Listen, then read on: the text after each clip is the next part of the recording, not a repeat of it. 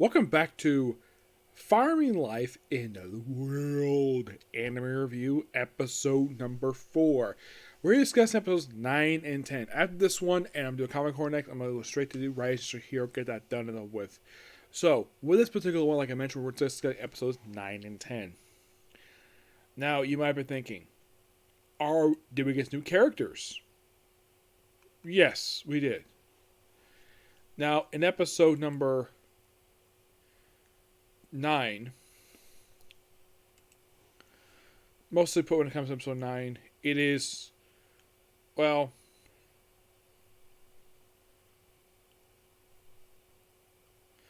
the thing started like, oh yeah, let's try this is about slime where like everything is a multiple problem, and then one of the slimes drinks a barrel of alcohol, which has the girls upset. They try it, and of course they peel it because it's just a slime. Doesn't really do anything at all. Of course, it hugs out, and that's pretty much it. It's a funny little gag to start the episode off. Yeah, then of course we start out basically something quite interesting. So they want seafood. So let's have the dragon girl, the demon girl, and some lizardmen fly out to the coastline to this place called Shataru and bring back a guy named Michael Gorin.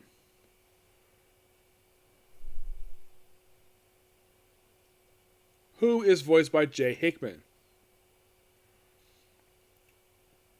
They're thinking, Jay Hickman, okay, who did this guy voice?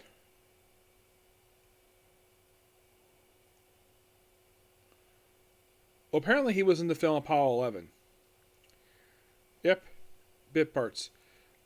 So in the case of series I have seen him in it, aside from this one, I'm looking right now, I'm not seeing much of anything.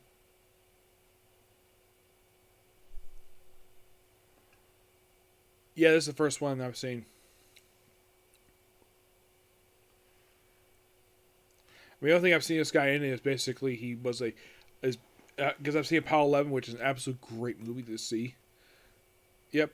So he's very. We even have basically like after negotiations finished with like become like negotiating and stuff for them. Then we get a point of view of basically how the heck all this happened, with them basically arriving at his office, asking for him specifically. How did they ask him? And it turns out that they asked him because Frolum knew him. It says, oh, because apparently they met during her birthday party. Yep. So they want him to buy this stuff from them, and agree to come with them, make the negotiations, and that's it. Really fun little scene there. So later on in the very next episode, when the dragon goes back, he asks her to hunt out a monster, and she does no problem, brings back some fish. Yep.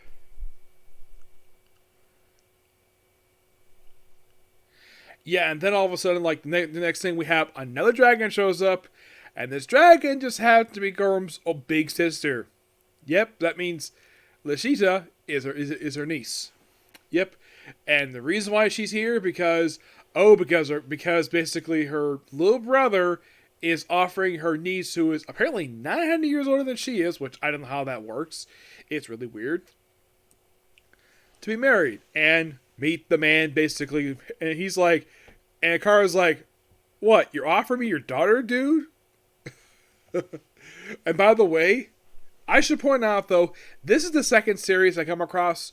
We had the main character marry a dragon who takes human form, by the way. Yeah, the first one, which by the way was never adapted for the series because they never got that far, was how realistic rebuilt the kingdom, where he becomes a partner with a female dragon, and she becomes wife number 5. Yep. How do I know this? I've read the books. And I really wish they would do a season 2 of that one, because that series was so good. So, they proceed to have, like, after a brief skirmish, shoulder, which of course basically, like, that's what Dirk Harper explains everything, and then of course, like, they have dinner, and then they play some mahjong, which of course Okaro stupidly suggests strip mahjong, and he loses, so that means all the girls can see him in his birthday suit. Yep. Which, okay, so I guess if you're a fan of it, basically it was like that. They have this weird. I remember this from the manga, where we have three lemmas show up, basically snake ladies, who by the way are topless. And Carl politely puts this out there, like, yeah, a trade negotiation, a delivery service. He's like, okay, that's good. Could we put some clothing on you three? Like, so he gives them basically like just small shirts to cover their chest up, and apparently they have no problem with it. Yeah, they have no problem wearing clothes at all. I guess I get the reason why he did it, because he was being polite, because it would be that or staring at their chest.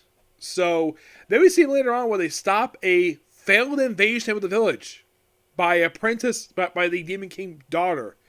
Yeah, it's really weird.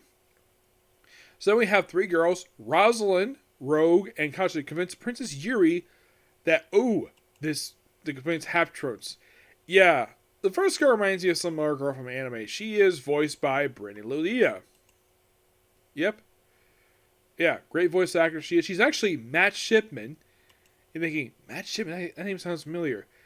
Yeah, this guy is Chrome from Dr. Stone.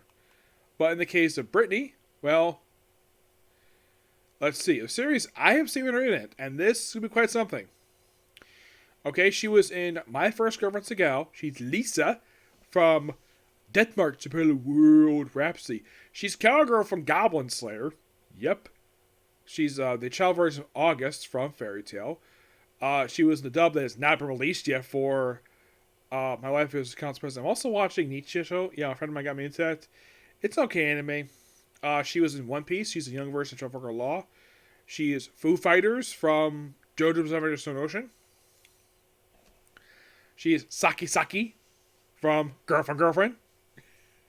And her character is so hilarious in that series. Yeah. And you see Rosalind's like, oh yeah, that's something rich go. Rogue, Rouge, she is no credit for dub actor for her. Yeah, I'm not sure why. And Cecil Bagel is voiced by, well, no credit for her either.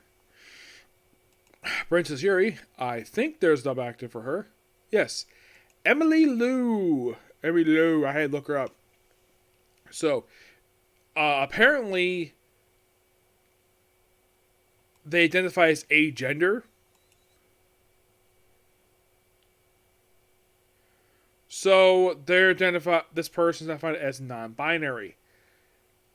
Yeah, I don't know exactly. I'm just a mention of her.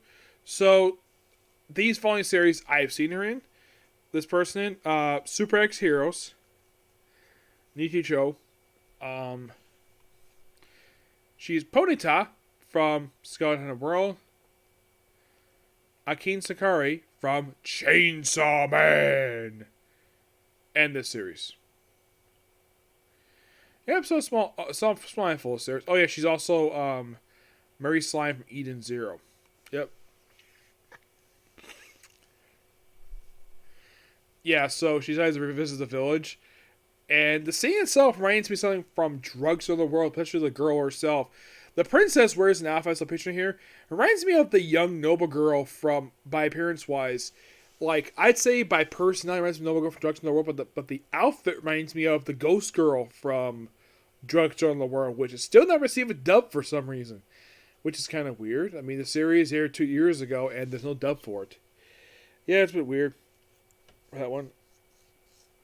So yeah, because these girls like don't have choose there, so I say full skill modes campaign, which is called off via basically the llamas. So the 4 girls are not exactly punished, but of course they can't basically decide to stay temporarily. The princess decides to just do work, and of course Fuma's basically her childhood friend. The 3 girls, after all this is over, decide to stay while she goes home, and where basically Basil, Fuma's father, basically explains to Demon King basically what happened, and like basically because he's an overprotective father, and he says, "Why just be the cool dad instead?" He's like, "Okay, I could do that." I thought that was kind of funny. I mean, I thought episode 10 was really good. Yeah, I thoroughly enjoyed this. I thought this was really fun.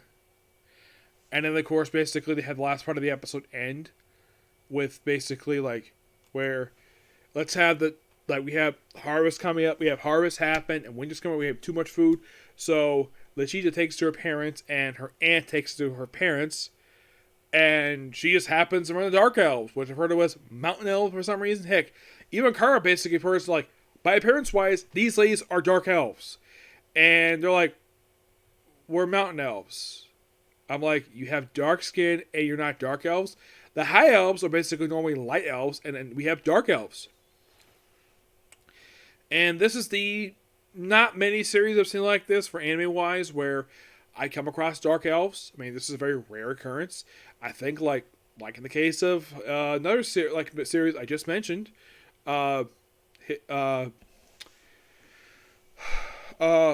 Realistic Were the Kingdom. This is another case of this one where we have a Dark Elf and she's a character, but she's not one of the main characters per se, but she's a character in this one. And they're hunters, and they try to hunt, but they suck at it. And then of course these elves have to find like basically like a mountain. No, basically they found a mine, which they survey, and of course they had to go a expedition to basically kill a blood snake.